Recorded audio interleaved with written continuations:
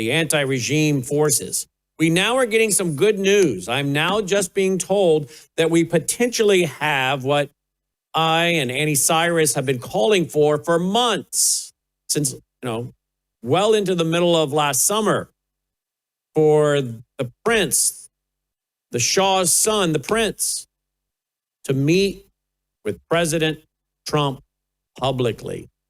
We don't want to see MEK get in there. I don't know if you guys, all of you have heard, but last night and in past broadcasts, we've talked about this group, the acronym MEK, which are really described as Islamist and Marxist, an Islamist and Marxist group, MEK, that in many ways, according to many experts, has kind of wrapped itself around the Republican Party, some of their leading figures. And these are not the people we want them to pick a leader from. And the prince has said publicly last several days, we don't want the U.S. involved in bringing this regime down. The people will do it. Because he knows if we're not careful, the administration is going to be pressured into putting in their person, which is not going to maybe be a good thing. Well, now we finally are getting a report today that coming January 12th, it looks like the prince, the Shah's son, the son of the queen, and she's still with us, that he will be meeting with President Trump at Mar-a-Lago on January 12th. This is, I think, good news.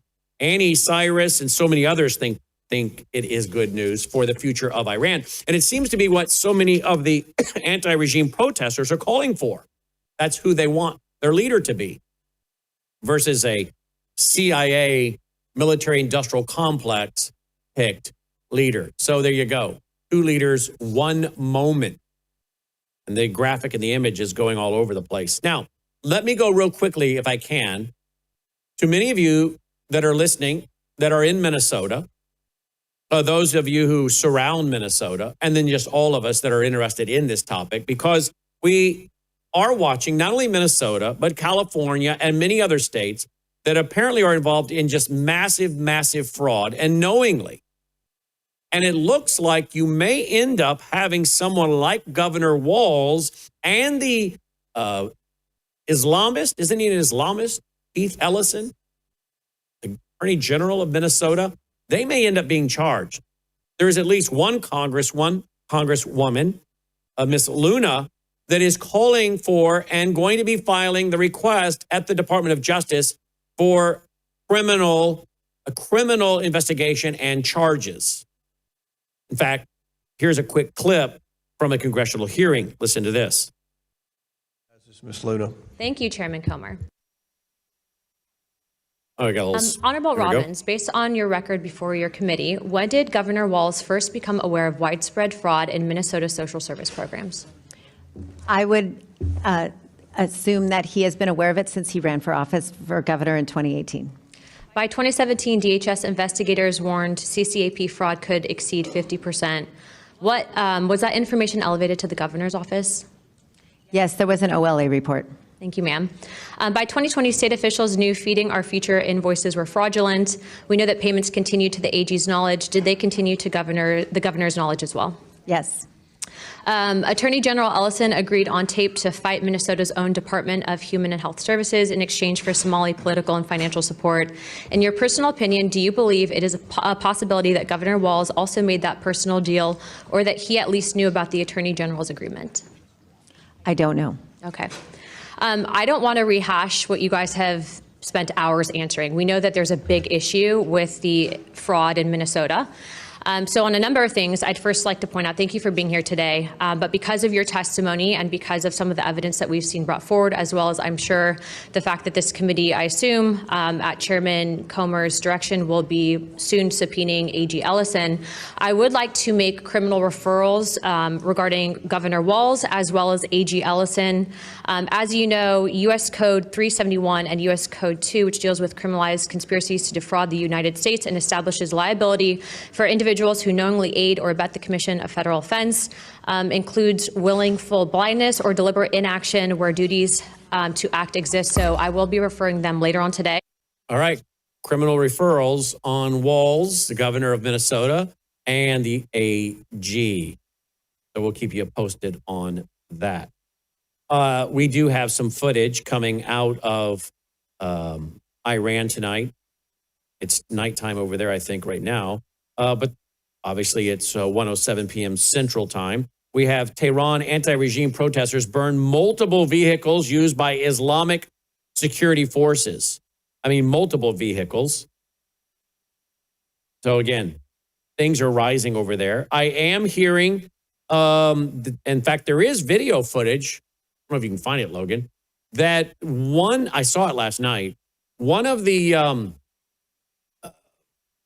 police authorities in a certain city who is known for being, part of this regime and horrific things they do to people. Apparently, he was assassinated driving his car. And there's video footage. The people in the car that were shooting at him, they filmed it. It's been put online.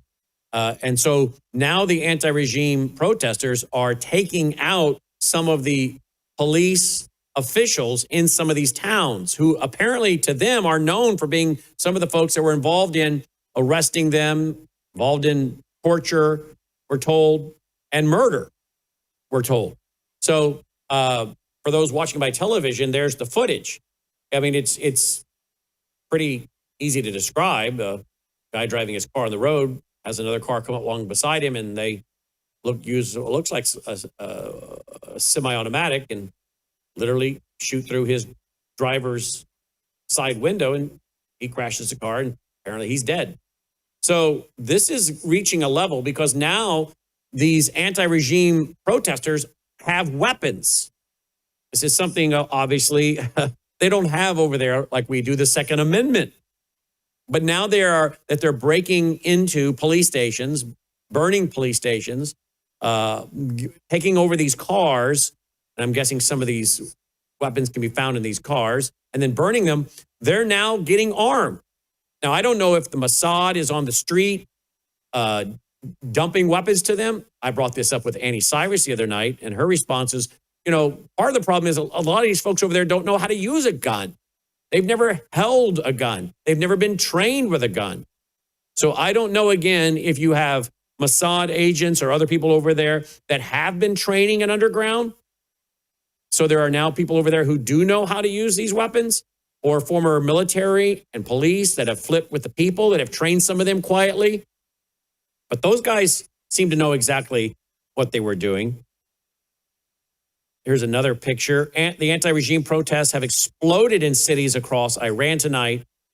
Governor headquarters are stormed. Security forces' cars and motorcycles set on fire. Riot police sent fleeing, and barricades built in city after city. This is without a doubt the most intense night so far. And the video footage just continues on social media. The massive crowd of Iranian anti-regime protesters has taken control of the streets in strategically important port city of Bandar Abbas in southern Iran. So a great Twitter feed, Visegrad24, has a lot of footage tonight. Let's get a response from a man who's been in that region so many times.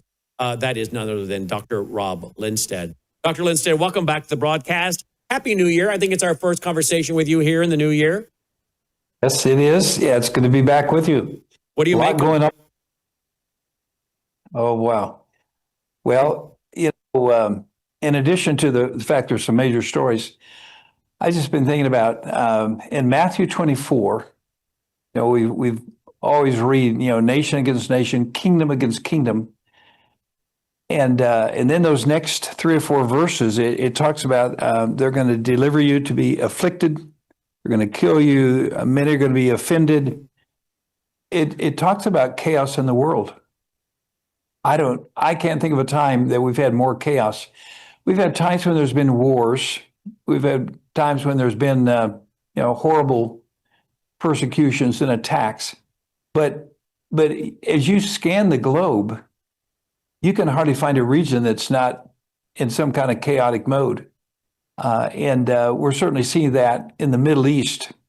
And often it's for the good of the people that we might side with. But the chaos just is incredible, isn't it? And so I think it's almost like the Lord warning us that we're living in a very unsettled time. And one of my concerns, as you were mentioning, we want to make sure some of these groups, like from the MEK, doesn't come in. Remember the story in Matthew chapter 12. It talks about how that there was an evil person in the house. So they get rid of that evil person, and they even cleaned and swept the house, and then 7 more demons come in that are just as bad or worse. And in some of these situations, if we're not careful, we may get people that are just as bad or worse that will move in there. So it's a very tense time for these countries. It's a tense time for those of us that love justice and peace and want to see the gospel go forward. Indeed. And what's very interesting is we have folks inside Iran that use VPNs that monitor our broadcast. So we actually hear from folks in Iran that watch what we do, watch what we report on, and they are so thankful for what it is we're doing. And there is, the Shah's son, I am told that his team is aware of our network. That his team is aware of our network, what we've been reporting, the work we do with Cyrus, people like Sharam, former Iranian as well, that his office is very aware of our network. I don't know if the Shah's son, the prince, is, but I'm told that people in his office know this network exists and that we do what we do and report with who we report with, like Cyrus. And there are many, many people in Iran that know of this network. And many of them are Christians on the ground in Iran. And they appreciate the fact that we regularly mention, hey, look, guys, don't forget, not all of these people over there are Muslim. A lot of them are not Muslims. And many of them are Christians. And many of them have been murdered and imprisoned and beaten because they're Christians. And we hear through our sources that some of the folks in Iran are thankful that we keep reminding the world that the Iranians, most of them are not for Islam. They're not Islamists. And that's something we've been saying for years and years and years. And I want you to come back to that. The persecuted church in Iran, as well as those who are persecuted because they're not Muslims. They don't want this. I want you to speak to that when we come back. And you mentioned war. We're now getting reports that President Trump wants to increase his military budget from $1 trillion to $1.5 trillion. Is this a sign we are about to go to war? We'll be right back. News is moving faster than ever, and so are we. Worldview Tube brings you 24/7 live stream coverage and now real-time alerts when it matters most. Once you have the Worldview Tube app installed, exit the app and navigate your way to Settings. In Settings, locate the tab labeled Notifications. Select the Notifications tab. Scroll down until you locate the Worldview Tube app icon. Select the tab, and here you can turn on and customize your notification experience for the Worldview Tube app. News doesn't wait, and neither should you. Turn on push notifications to stay informed. Every headline as it happens. You're watching Worldview Tube, built on the 35 years of Worldview books, documentaries, research, high-profile Got the Christian interviews, Zionism and the book up radio yet? and television broadcasts of Brannon House. All right, welcome back. Glad you're with us. I think we got our website put back together now after like 3 weeks. Our IT guy was up he was up all night. Texted me at 7 this morning saying, we got it fixed. And he stayed up a few more hours for a couple meetings that Logan and I and Ian had with some of our IT vendors. And thank you for all of you and your patience and your prayers. And we have another meeting tonight. It's, I don't know what time, 6 Central or something, related to more IT guys. Because again, it's very much a spiritual battle out here, folks, to keep this network up and running. We haven't seen this much resistance in a while. So I don't know what that's all about. But we're glad to be back, and we're going to be moving forward. And I think later today, Logan, we'll be releasing my book, the first time now, Why I'm a Christian Zionist. It's almost 100 pages. I spent the holiday break putting that together, editing it. And it's based on the 4 one-hour TV shows I did. And I wanted it in book format. So that should be out today, up in the vault. You don't need to buy it if you're a vault member. And that's worldviewtube.com/vault, worldviewtube.com/vault. That'll be under library and then ebooks. That will be in there today. Right, Logan? Yep. And then my commentary on the book of Revelation. As you know, I spent 1.5 years teaching on the book of Revelation. I spent a huge chunk, 8 to 12-hour days for multiple days during the Christmas break, editing on that. That has now been turned over to my grammatical editor, and she's doing the grammatical editing and the page layout. And that we should have released, I would think, before the month is over, if not in early February. And that'll be in the vault. Again, you will not need to buy it. That complete Bible commentary in the book of Revelation and study guide will be in the vault for members at worldviewtube.com/vault. I'm working on another book right now, a little short book. Transhumanism is Eugenics.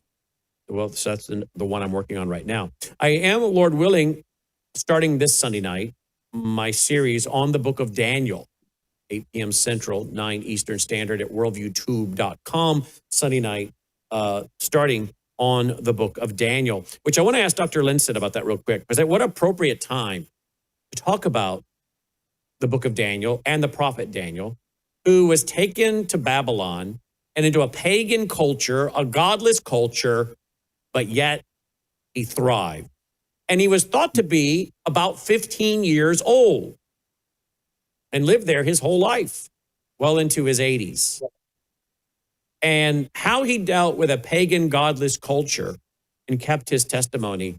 Of course, we know the story of Daniel in the lion's den, Shadrach, Meshach, and Abednego, and the idol, the statue that they refused to bow down to, and God was with them in the furnace. What a time to study the book of Daniel when we are living in a pagan, godless society, an anti-God society, a society that loves to pay lip service to Christianity, particularly here in the Bible Belt. They love to pay lip service, but most of the churches where I live are an inch deep and a mile wide, shallow, shallow, shallow.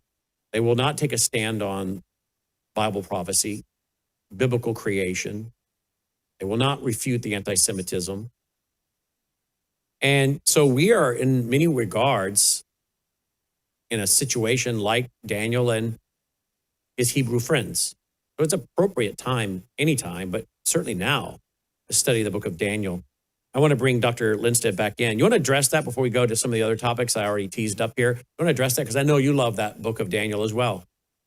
I sure do. And you're right. What an example of someone who always had to battle the conditions he lived in. Because I think he was taken captive, brought into Babylon, probably made a eunuch very young in life. So all the joy that a young man would have growing up in Israel in their own land, Israel in the promised land, raising a family, all that probably was stripped away from him.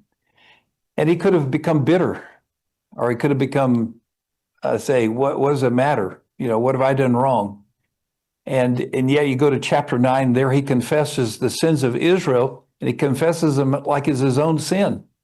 He identified with the people. But then think about a fact. Here's a Jew that rose to the top of a foreign kingdom. And not only that, he transcended Babylon, and he goes into the Medes and the Persians' kingdom. And he went through 2 different regimes there. And I really believe that it's the book of Daniel that made a difference with the wise men who traveled from the east. I think they were studying things that Daniel spoke of. And I think that's why they were directed to find the newborn Savior. So what an incredible book. But Daniel's 70th week in Daniel 9, pivotal text for today. Daniel chapter 12. speaks of technology that's and knowledge that's going to expand, and that's exactly where we are with the internet and AI. And so, boy, what a wonderful time to do the book of Daniel. But I have a question for you. I want to know what you do in your spare time. Well, I don't On golf. Revelation. Yeah. I don't and, golf. I'll be honest. I don't have the patience for that. It brings out the flesh. So I don't. I get very angry, and the clubs would end up in the lake. So I don't golf. I tried that a few times. Decided that was not relaxing. I don't like to travel, as you know.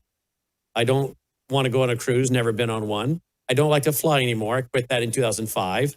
And I don't know. My family, they give me a hard time. Michael Reagan just passed away, as you know. He used to rib me all the time because I wouldn't travel internationally. I've been to Canada a few times and sang up there at some churches and whatnot. But I just really like staying at home. I like being in the studio. I like writing and researching and studying.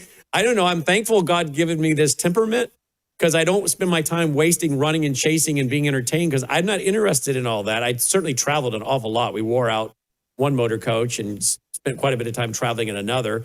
And I feel like I've done all the traveling I really want to do. I just really enjoy studying and writing and producing our documentaries and other things. So, I mean, I'm not a whole lot different than you, although you travel all over the world still. And you're what, 80? I'm 80. I'll be 80 this month. Happy birthday. Yeah. Happy birthday. So you. It's kind of funny. This is a kettle calling the pot black. I mean, you're 80 years old. You're still running a Christian school.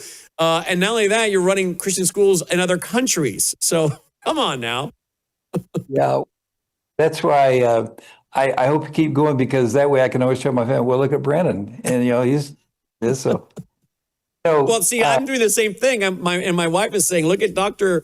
Lindstedt. He's 80 years old. Who were we talking about the other day, Logan, that was still going in their 80s? Somebody that was like really still out there traveling and doing an awful lot. So, you older guys are an example to us. I don't think retirement's in the Bible, and you clearly don't believe that. Yeah, I don't believe it is. But the truth is, I think God has designed some of us for certain things. So my fun is to read a book. My fun is to read the Bible, and as I do my daily reading, I get ideas for messages, and my family says, "How many messages have you made that you haven't delivered?" I said, "Well, probably 100 last year." But I find the Bible exciting to study. And you know what? It seems like the more I learn about the Bible, the more curious I am about other passages of the Bible. And I'm getting ready here in a few hours. I have a Bible class, and we're going to take the book of Esther. And one of the reasons why I'm taking the book of Esther is because it really talks about the Persian-Jew relationship. And wow, what a time for that. Think about the fact that the Persians, under the Persians, they really gave permission to go back and to build a house of God. And so in many ways, there was a relationship there between the Persians and the Jews that was very unique. So here's a guy who says, okay, if Nehemiah needs anything, here's a signed letter. Give him all the lumber he needs, all the stuff he needs. And they go back and they build a temple, they build a wall. And one of the great compliments that Israel gave to Trump this past year, they talked about him being Cyrus. And that's a compliment. Now, what a switch we've seen from the days of Daniel and Persia and so on like that to what we have today, because really Iran figures into that. And so they turned against Israel. And there was so how does that happen? Well, it happens when selfish governments come into play. Mm. And selfish governments, they're not restricted to the Middle East. Let's look at Venezuela. Can you believe that it wasn't too many years ago that Venezuela and America were such good friends that some of our oil companies put billions of dollars in the ground, made refineries, made it so they could process oil. And the point of that was that it would be very good for Venezuela.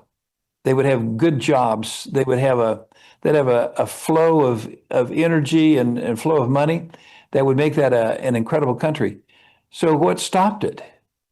Well, you get a crooked dictator in there. And so now you go around the world. I do a lot of work with Burma. Here's China. China is doing to Burma exactly what Russia and China did to Venezuela. And let's go to Cuba. While we're getting in trouble, we might as well mention Cuba too. I saw an interview, and it was just a classic, because the interviewer was saying to a person who's actually a U.S.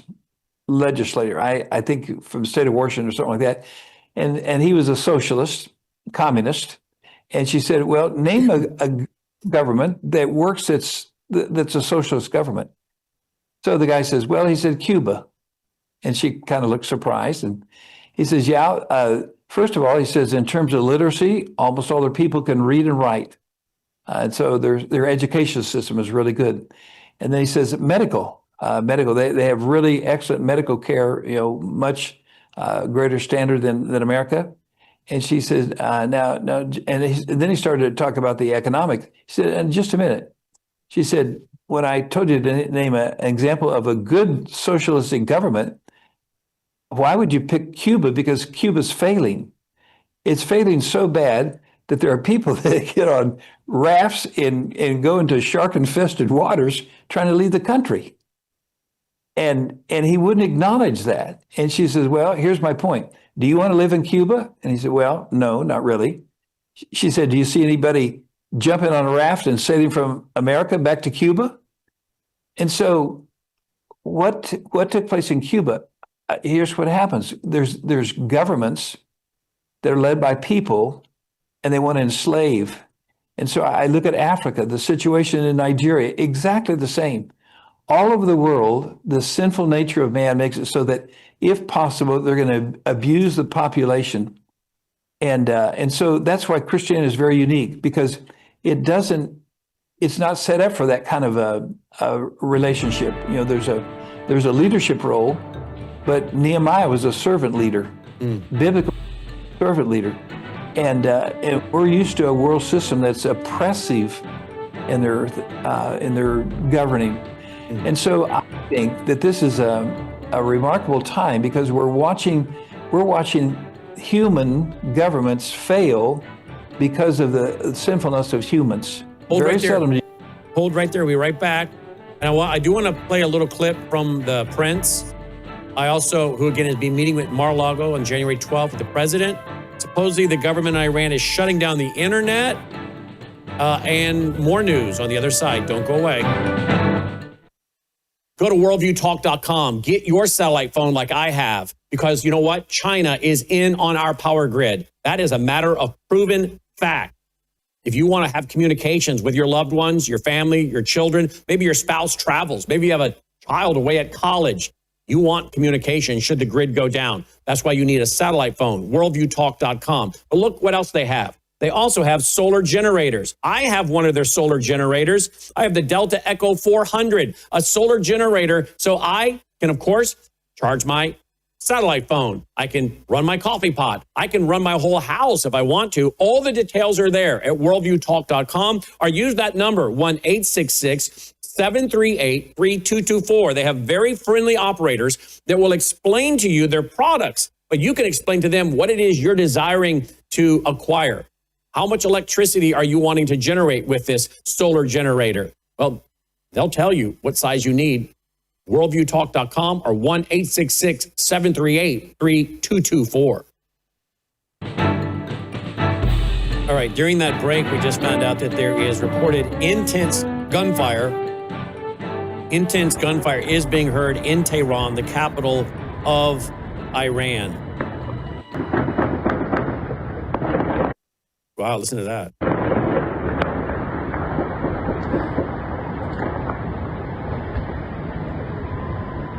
There you go. We also, by the way, Dr. Lindstedt, are getting video footage out of Aleppo, Syria, that there is indeed, I guess, going on there in Aleppo, an intense battle there. The Syrian army has launched a massive attack on Kurdish-led SD forces in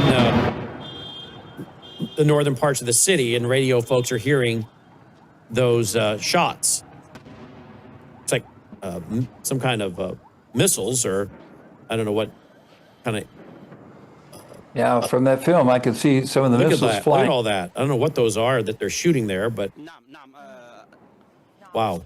So, yeah, you go back to what you were saying, wars, rumors of wars. We're now getting reports also, Dr. Lindstedt, that President Trump is now asking for $1.5 trillion instead of the $1 trillion for the military. One of our national security correspondents, David Pine, has just posted after stating in March that he wanted to reduce U.S. military spending by 50%.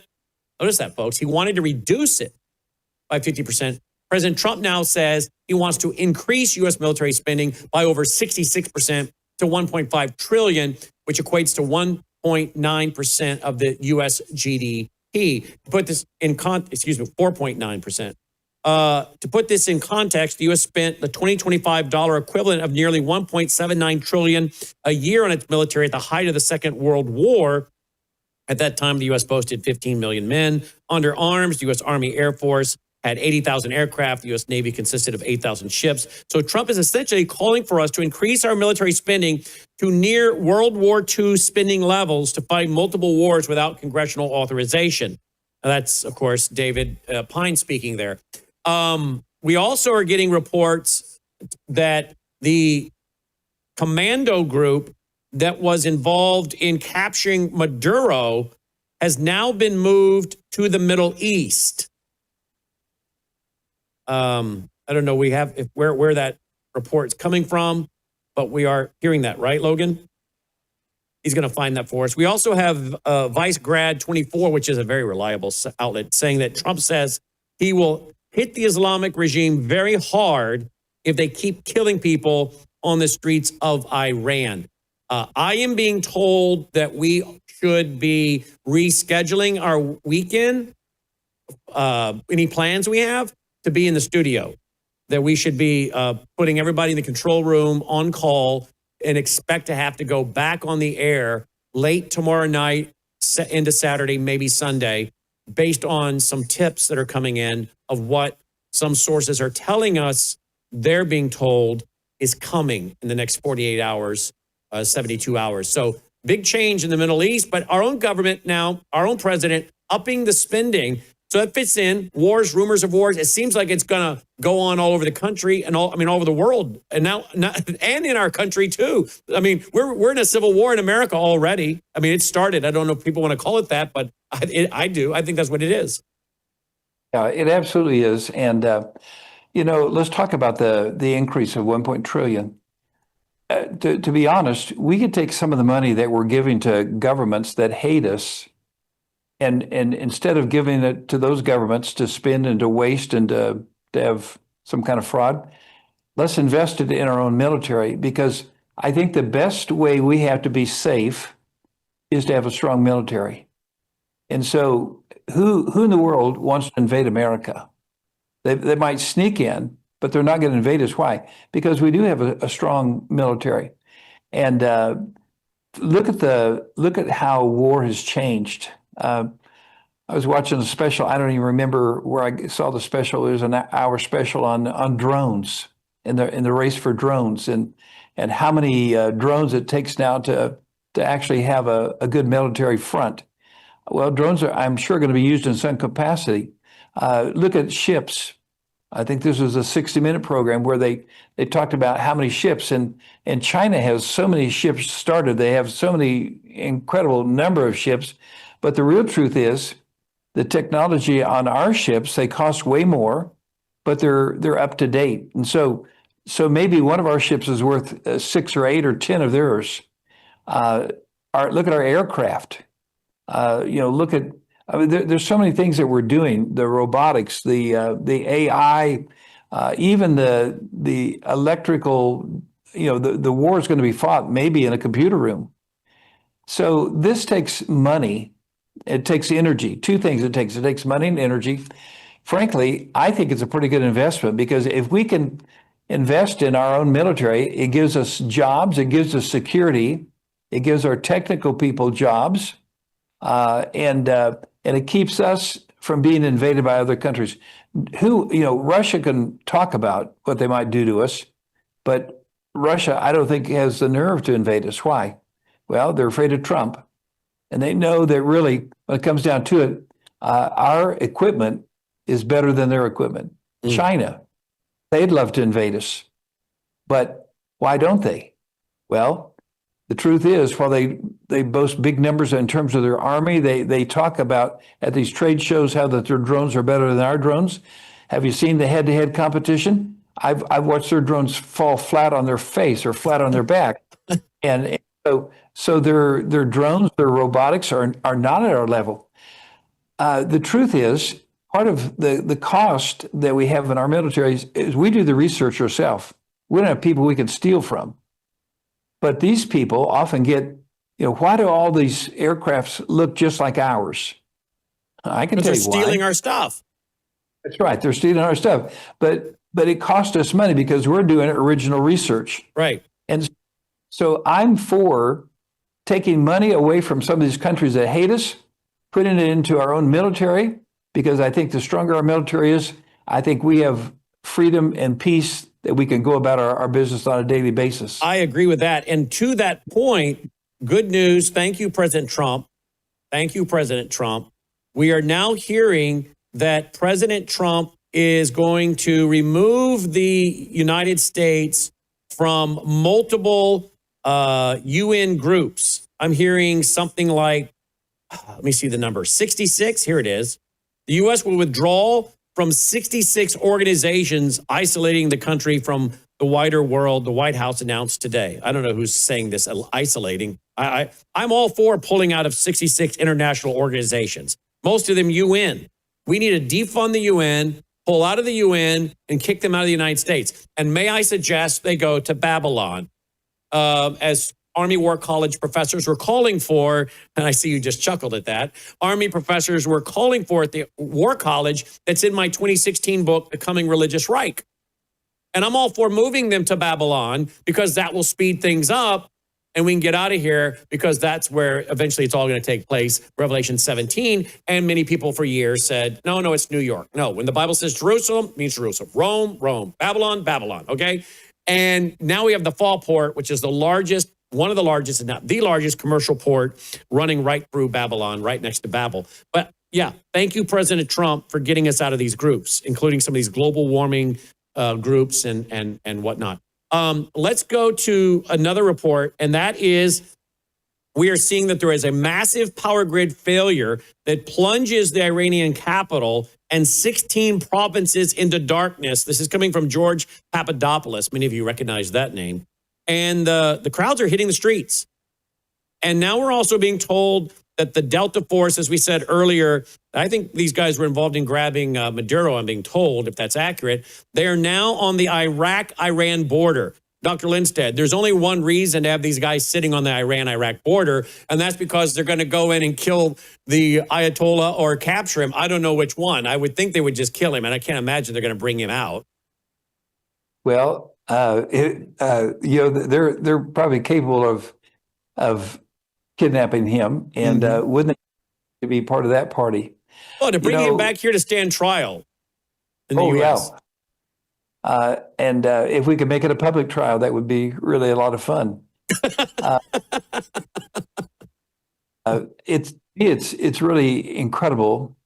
First of all, we talk about AI, and AI is very important to this president and to this regime. We're looking at places. Saudi Arabia, for example, has invested heavily in AI, and recently, I've got a clip that shows President Trump, and he's with, I think there's 4 people in the room, including him. There's all 4 are billionaires. 3 of them are AI geniuses.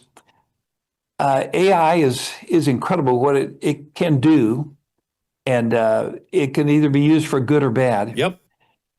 We're talking about massive amounts of energy that are required to run AI. But isn't it interesting that as countries develop, we've become more dependent upon energy, electrical power, energy in general, and then AI and the internet. So we're watching how people are controlled.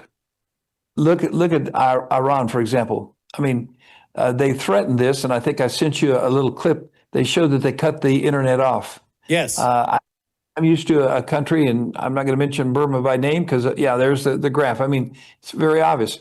So whenever they want to cut citizens, they cut off the internet, they cut off electricity. And I think this, by the way, Dr. Lindstedt, is where Elon is coming in and providing Starlink to the citizens, right, which may be why we're getting some of the footage out of there we're still getting out of there. Wonderful. And so there's a blessing to it. But isn't it interesting that in the book of Daniel, it talks about in the last days, the advance of technology, the advance of travel is going to be so acute that that's one of the signs that we're going to know we're living in the last days. And every story that we've got here, no matter if it's a war going on, whether it's in Nigeria, whether it's a kidnapping in Venezuela, all these things are laced with both technology and with travel. And so I really think that this is setting a background for the last days. Matter of fact, to me, someone said, okay, what's the importance of the Venezuelan story? I said, because we're changing the alignment of countries and nations. We're watching people. I think this could make Russia very desperate, make China very desperate. I think if a civil war takes place in Iran, it's going to make them very desperate. And what comes against Israel are desperate nations, desperate for it says for gold, silver, for cattle, goods. That there's something that they want. And those are desperate nations that come. Russia and China are very capable of that. Iran is very capable of that. And another thing that I think is a common point that is so interesting to me, here's when Syria fell, where did the miserable leader that had tormented his people, where did he run to? Moscow. Moscow. And so now here's Iran. And as they put pressure, guess what the stories are? Yeah, the Ayatollah, he wants to know if he's got his ticket open so that he can get to Russia. And so we see who's harboring these people. It's Russia. Mm-hmm.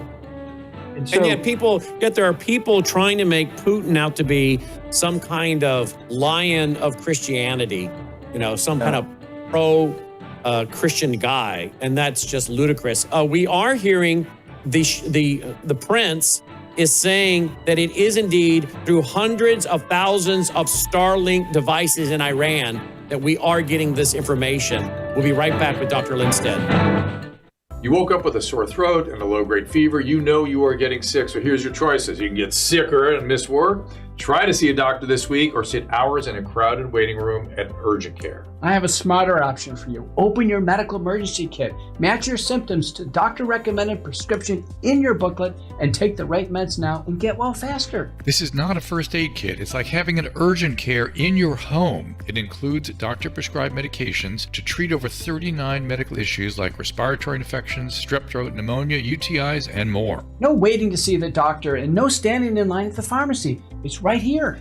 Every home should have at least one medical emergency kit, and here's how to order. Go to worldviewhealthcare.com. Your kit to treat dozens of common and serious illnesses is rushed to your door. worldviewhealthcare.com. That's worldviewhealthcare.com. The emergency kit available at worldviewhealthcare.com. Make sure you don't have to go to urgent care. I got pneumonia. I didn't have to go. I took this last year. Stayed at home, went to bed. All right, just got a text from Annie Cyrus. It sounds like the supreme leader of Iran will maybe go to Iraq or India. Now, isn't that interesting? That's interesting. We are now getting more footage. Protesters set fire to buildings linked to the regime in Tehran. I mean, there you go, folks. We're going to obviously get Annie back on tonight for Brandon House Live. This is really unfolding fast right now since we've come on the air.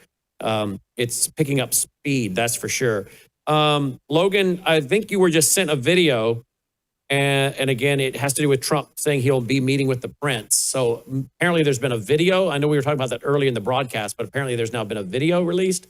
So check your email if you don't mind there. I want to go Dr. Lindstedt again, I want to give his website. It is Bible Tip, stands for Truth and Prophecy. BibleTipNow.org. BibleTipNow.org. I want to go to this image. Dr. Eli David, he is, just for those who maybe want to know, he's a researcher, entrepreneur, investor, very pro-Israel, obviously. 2,500 years ago, Cyrus the Great freed the Jews and helped them reclaim the land of Israel and build the second temple. Israel will repay its debt to the Iranian people. Image of Netanyahu shaking the hand of the historical figure Cyrus the Great. Speak to that, please. Yeah, to many people in Israel, Cyrus was a hero. And so if you want to have a compliment, you compare somebody to Cyrus. Trump was compared to Cyrus. Matter of fact, I have a coin that Israel just minted, and it actually has a picture of Trump with Cyrus in the background. It's a compliment. Why?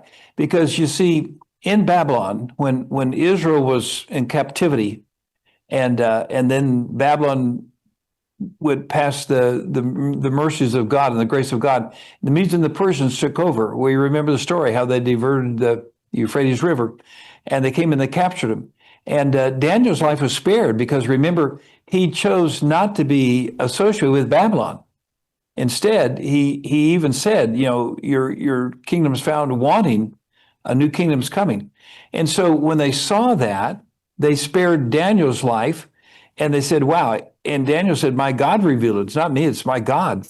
And so really, the God of Daniel was adopted by Persia and by Cyrus. And then Isaiah chapter 44 and 45, you could see, here's God giving approval to them. So there was an incredible league formed between Persia and Israel. And it's a compliment when they compare it to Cyrus. So here's Netanyahu, and they're saying, okay, just as Cyrus helped Israel get freedom, we want the Jewish people, and Netanyahu, we want to help the people of Iran, because that's the ancient Persia. We want to help you get freedom. And so that's an incredible gesture that's I think really steeped well in Bible. We also have a correction to make. We always want to be accurate. Apparently, that has been false information about President Trump meeting with the prince on January 12th. We now have the president, I think in his own voice on the Hugh Hewitt show. I'm going to hear this for the first time with you guys. Listen. Would you meet with Crown Prince Pahlavi, who is the heir to the constitutional monarchy? He doesn't want to rule. He would be a symbolic ruler like King Charles. Well, I've watched him, and he seems like a nice person, but I'm not sure that it would be appropriate at this point to do that as president. I think that we should let everybody go out there and we see who emerges. I'm not sure necessarily that it would be an appropriate thing to do. Okay, I'm going to have to disagree with him there. I mean, we meet with the president of Syria who was running ISIS, but we don't want to meet with the prince? Come on. I mean, we want to talk about what's appropriate? Come on. Why not? Why not? You don't have to endorse him. You just meet with him, show that you are aware of the fact that there are so many on the ground in Iran that support him, that want him. And if there's someone else, you can meet with them. But there's no reason, after all the characters he's met with, why not meet with the prince? I just don't agree with this, but I don't know what your thoughts are, Dr. Lindstedt. I don't trust Putin. I'm not sure I trust Zelensky. No. Recently I was asked, okay, what do we as Christians, what can we do? And so I kind of have four things that I think are important as we watch the world implode, and that's what's happening. Remember it says they want peace and safety. Well, where in the world are you going to find peace and safety? I mean, really, it's chaos. And that's why the promise of this Antichrist, the Antichrist is watching all this. He's waiting for his moment to step forward. So what can we as Christians do? I think number one, I like to pray. I like to pray for God's will, and I pray that thy kingdom come, thy will be done. I know it's we call it the Lord's Prayer, the disciples' prayer. But what a way to begin the day, to say, God, I want your will, and I want your kingdom to come. So I don't pray for certain people maybe to die or to do this or that, but I want the kingdom of God to come. Amen. So I think that next, I think it's important for us to witness to people. You know what? The people that I find are afraid to talk about this are so-called Christians, because they say, well, it's too controversial for my church, or we don't talk about it. But people that are unsaved, I'm talking about a repairman. I'm talking about the FedEx man that comes to my door and drops off a package. And I say, hey, I've got a book for you. And this is going to tell you what's taking place is exactly what the Bible said. And it's even going to tell you how you can accept Christ and go to heaven. And they're all of a sudden they say, yeah, I've been looking at, and let's be more bold in our witness for Christ. I think the third thing is, let's oppose evil. We have some evil people. Look at the situation in Nigeria. For years, we knew what was going on. We're afraid to talk about it. I look all over the world, I see evil. And often it's resided in a dictator or a leader. I agree with you. You can say that someone said he's a very civil man. How can he be a civil man? He's a murderer. And then I think the fourth thing is, I think we ought to douse ourselves in reading God's word. That's that we have. That's the biblical worldview that we must have, so that we can discern right from wrong in this day and age. And so, amen. The music's going to take it away. BibleTipNow.org. Hang right there, Dr. Lindstedt. They are chanting in English on the streets, King Reza Pahlavi. They want him back. So we'll have more. Don't go away, guys. We'll be back tonight with more. Take care. Stay tuned for Crosstalk. And we're back on WRS at Jacksonville, Florida, here on Worldview Tube. Let's bring in Annie Cyrus with Dr. Rob Lindstedt real quick. Listen to this. Here's the...